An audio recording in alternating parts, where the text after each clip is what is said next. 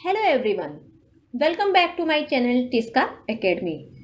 UGC NET social work का जो series हम कंटिन्यू लेके चल रहे हैं, उसमें आज का जो हमारा टॉपिक है वो है विविध असुरक्षित समूह या वर्ग। तो आज हम अपने इस वीडियो में आपको पार्ट 13 विविध असुरक्षित समूह या वर्ग के बारे में बताएंगे। उसके साथ साथ हम दलितों की स्थिति के बारे में भी आपको इस वीडियो में डिटेल में जानकारी देंगे।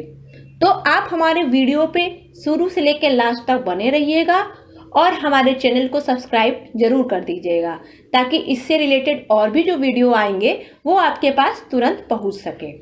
तो आज हम इस वीडियो में आपको बताने वाले हैं कि विविध असुरक्षित समूह किसे कहते हैं, भारत में महिलाओं की और बच्चों की, वृद्धों की समस्याएं क्या है, ये सब आज हम आपको इस वीडियो में बताने वाले हैं। उसके साथ ही साथ हम ये भी बताएंगे कि दलितों की स्थिति क्या है हमारे आधुनिक भारत में। तो आप हमारे वीडियो पे बने रहिएगा। तो चलते हैं हम अपने वीडियो पे। तो सबसे पहले जानेंगे कि विविध असुरक्षित समूह या वर्ग कहते किसे हैं, क्या हैं ये। तो विविध असुरक्षित समूह वर्ग वो हैं ऐसे समूह जो शारीरिक या भावनात्मक की दृष्टि से अत्यधिक संवेदनशील होते हैं या समाज में अपेक्षाकृत उन्हें कम लाभ की स्थिति में होते हैं। उन्हें असुरक्षित समूह के अंतर्गत शामिल किया जा सकता है या किया गया है। इसी प्रकार असुरक्षित समूह वर्ग में ऐसे लोगों को भी शामिल किया जाता है जो न तो आरामदायक जीवन में जीने में सक्षम होते हैं और न ही इन्हें विकास के समुचित अवसर ही उपलब्ध होते हैं। तो ये हमारे असुरक्षित समूह वर्ग में सम्मिलित किए गए हैं, जैसे प्रवासी, निःशक्त व्यक्ति इत्यादि। तो यूरोपीय संघ के अनुसार जो है वह समूह जो आम जनता की तुलना में अत्यधिक गरीब और समाज से बहिष्कार के शिकार हुए हों या सामाजिक बहिष्कार के शिकार होते हैं, उन्हें असुरक्षित समूह कहा गया है या वो कहलाते हैं। तो ये था विविध असुरक्षित समूह वर्ग के अर्थ क्या हैं, किसे कहते हैं। अब हम जानेंगे असुरक्षित समूह वर्ग में किन वर्गों को शामिल किया गया है या किया जाता है, जिसमें आपका फर्स्ट पॉइंट है महिलाएं, सेकंड बच्चे और थर्ड जो है वो है वृद्ध। तो सबसे पहला पॉइंट जो है वो है महिलाएं। तो महिलाओं की भारत में विशिष्ट समस्या क्या है, उन्हें कितनी समस्याओं का सामना करना पड़ता है, वो हम जानते हैं। तो सबसे पहले जानेंगे कि महिलाओं का इस समाज में क्या दर्जा है, क्या दर्जा दिया गया है और क्या उन्हें किस तरह से प्रॉब्लम आती है। तो सबसे पहले महिलाएं जो है स्त्री का मानव की सृष्टि में ही नहीं वरन समाज निर्माण में भी महत्वपूर्ण स्थान रहा है।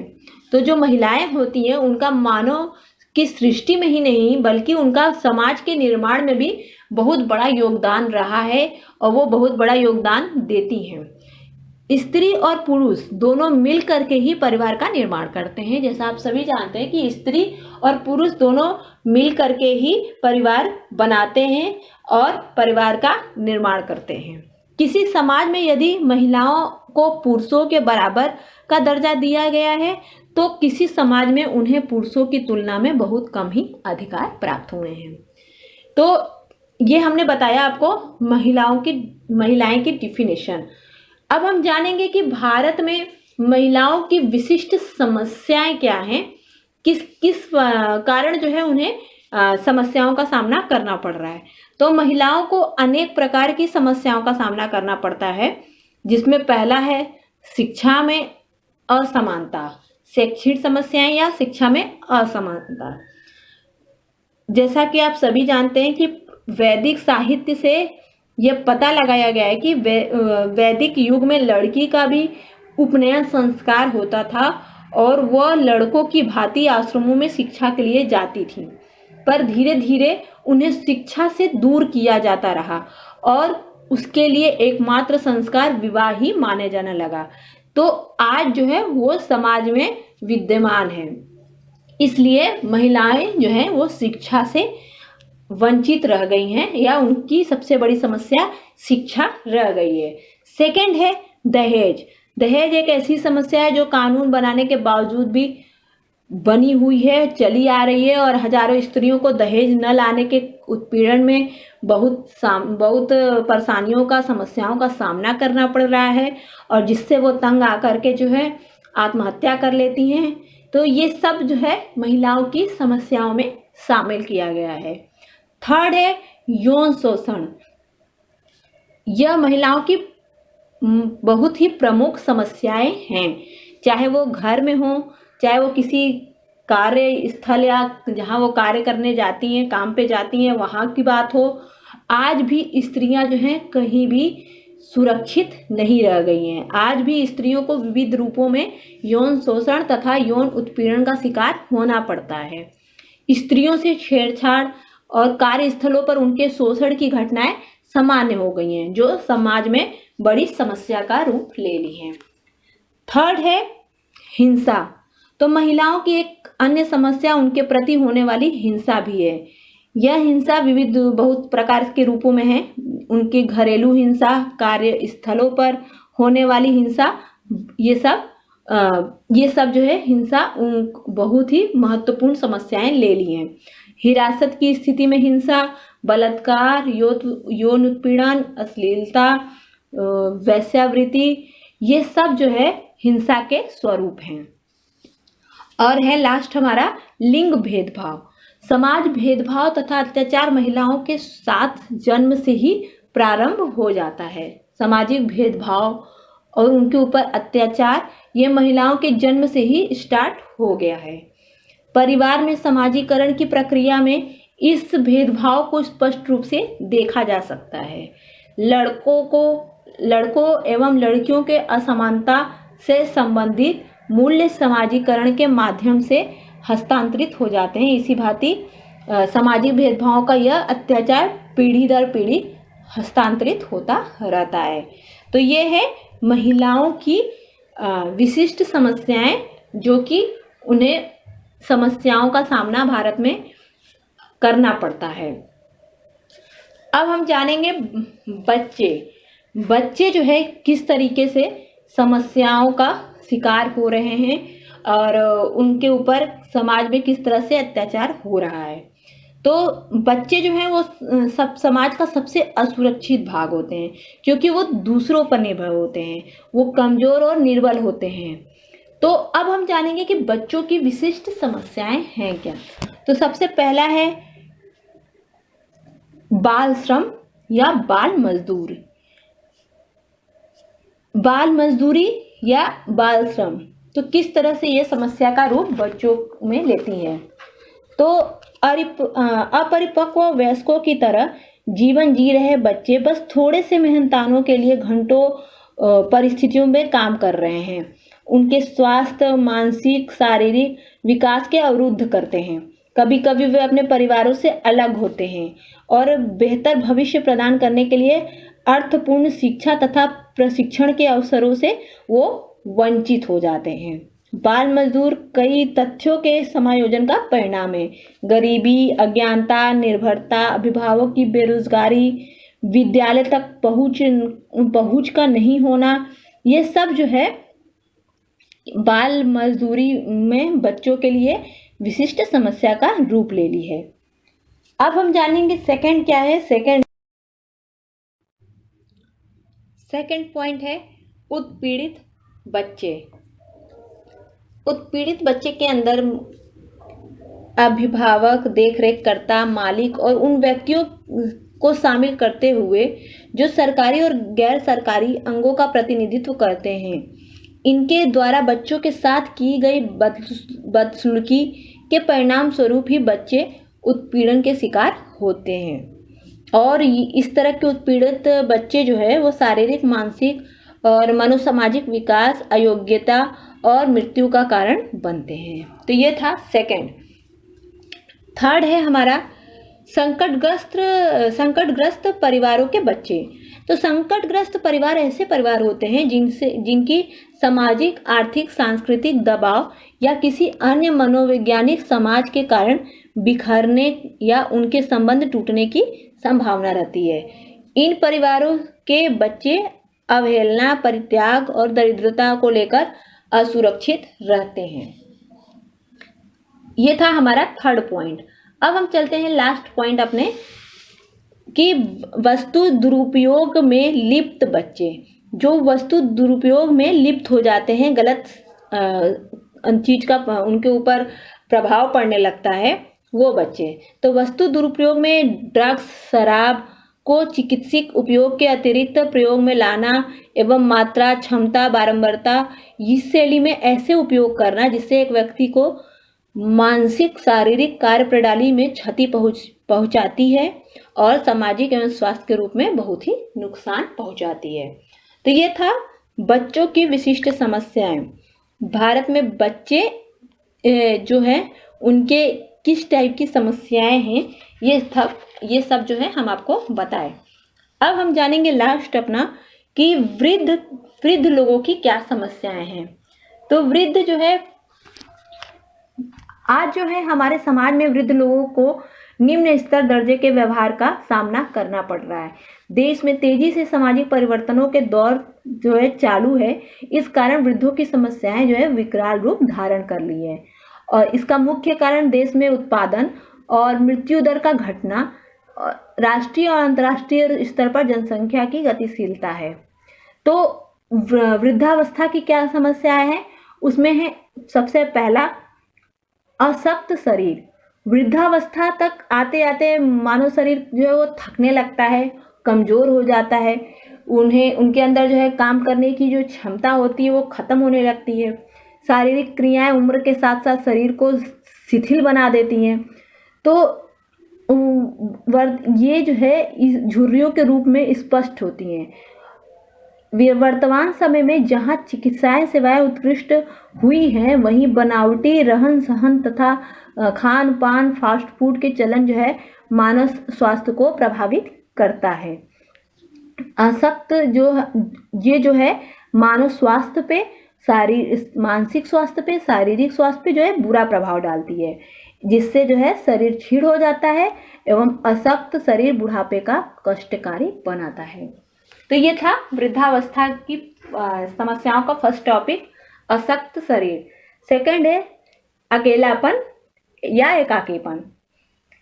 प्रत्येक इंसान की मौत आनी है, निश्चित है। ये तो सभी जानते हैं कि ये तो सत्य है कि प्रत्येक इंसान को मौत आनी है, परंतु ये भी सत्य है कि ऐसा कुछ निश्चित नहीं है कि पति एवं पत्नी एक साथ दुनिया से विदा लें। दाम्पत्य जीवन में अकेला रहने वाला व्यक्ति एकाकीपन का शिकार होता है।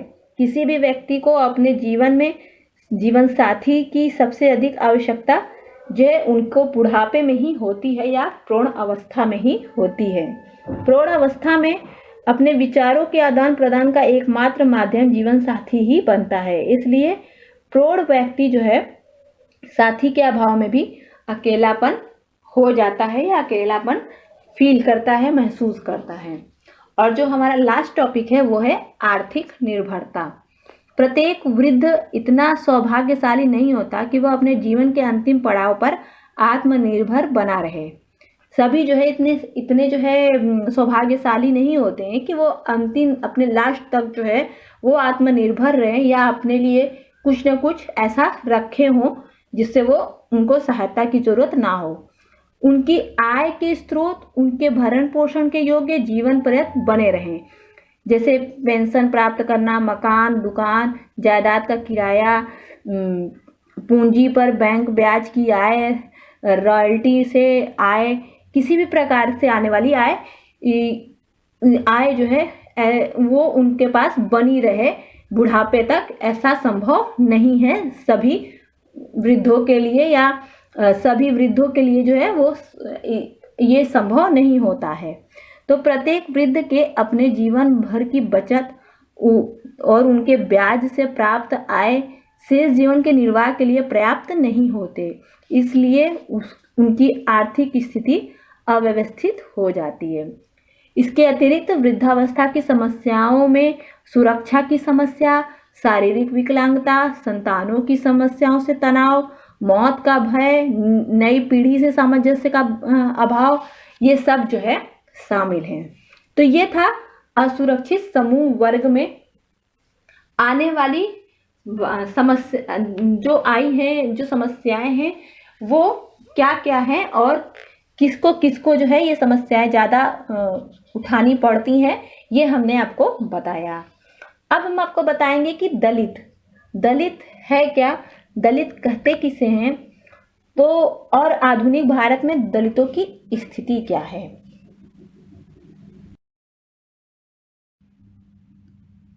दलित शब्द जो है हजारों वर्ष तक अछूत समझी जाने वाली उन सभी शोषित जातियों के लिए सामूहिक रूप से प्रयुक्त होता है जो हिंदू धर्मशास्त्रों द्वारा हिंदू समाज व्यवस्था में सबसे निचले या चौथे पायदान पर स्थित है और बौद्ध धर्म में 5वें पायदान पर इसे रखा गया है। संवैधानिक भाषा में इन्हें अनुसूचित जाति कहा गया है या कहते हैं। भारत की जनगणना 2011 के अनुसार भारत की जनसंख्या में लगभग 16.6% यानी 16.6% जो है या 20.14 करोड़ जनसंख्या दलितों की होती है। दलितों की संख्या जो है वो भारत की जनगणना के अनुसार जो है 2011 के जनगणना के अनुसार ये पता लगाया गया है कि 16.6 या 20.14 करोड़ जनसंख्या दलितों की है। आज मतलब अधिकांश जो है हिंदू दलित बौद्ध धर्म को की तरफ जो है आकर्षित हुए हैं या हो रहे हैं, क्योंकि बौद्ध बनने से हिंदू दलितों का विकास हुआ है। तो दलित शब्द का जो है शाब्दिक अर्थ है दलन किया हुआ। इसके अंतर्गत जो है वह व्यक्ति आ जाता है जिसका शोषण उत्पीड़न हुआ है। रामचंद्र वर्मा ने जो है अपने शब्दकोश में दलित का अर्थ लिखा है मसला हुआ, मर्दित, दबाया, रोंधा या कुचला हुआ या विनष्ट किया हुआ व्यक्ति। तो ये था दलित का अर्थ। अब हम जानेंगे कि आधुनिक भारत में दलितों की स्थिति क्या है। तो स्वतंत्रता के पश्चात जो है दलितों को भारत में जो अधिकार मिले हैं उसकी पृष्ठभूमि तत्कालीन शासन की देन थी। यूरोप में हुए पुनर्जागरण एवं ज्ञानोदय आंदोलन के बाद जो है मानवीय मूल्यों की महिमा जो है उसकी व्याख्यान हुई और यूरोप की क्रांति के आदर्श बने। इन आदर्शों के जरिए यूरोप में एक ऐसे समाज की रचना की गई जिसमें मानवीय मूल्यों को प्राथमिकता दी गई है। इसका सीधा प्रभाव भारत पर पड़ना स्वाभाविक था और उसका सीधा प्रभाव भारत पर पड़ा भी। तो भारतीय संविधान की प्रस्तावना से लेकर सभी अनुच्छेद इन्हीं मानवीय अधिकारों की रक्षा करते नजर आते हैं। भारत में दलितों की कानूनी लड़ाई लड़ने का जिम्मा सबसे सशक्त रूप में डॉक्टर अंबेडकर ने उठाया। ये हम आपको जो आधुनिक भारत में जो दलितों की स्थिति है वो कैसे उत्पन्न हुई और वो कैसे चलती आ रही थी, कैसे चलती आ रही है, वो सब हम आपको बता रहे हैं इस टॉपिक में। तो डॉक्टर अंबेडकर जो है दलित समाज की प्रणेता हैं। बाबा साहब अंबेडकर ने सबसे पहले देश में दलितों के लिए सामाजिक, राजनीतिक और आर्थिक अधिकारों की पैरवी की। दलित अधिकारों की सबसे पहले उन्होंने ही पैरवी की। तो ये था हमारा जो है दलितों की स्थिति क्या है और दलित कहते किसे हैं, ये टॉपिक हमने आपको बताया इस वीडियो में। तो आशा है कि आपको हमारा जो है ये वीडियो पसंद आया होगा और आपको अगर हमारा ये वीडियो पसंद आया होगा तो ज़रूर हमारे वीडियो को लाइक और चैनल को सब्सक्राइब ज़रूर कीजिएगा। और भी हम इससे रिलेटेड वीडियो लाएंगे और लाते रहते हैं, तो आप प्लीज़ हमारे वीडियो को पूरा देखिए। थैंक यू सो मच हमारे वीडियो में बने रहने के लिए।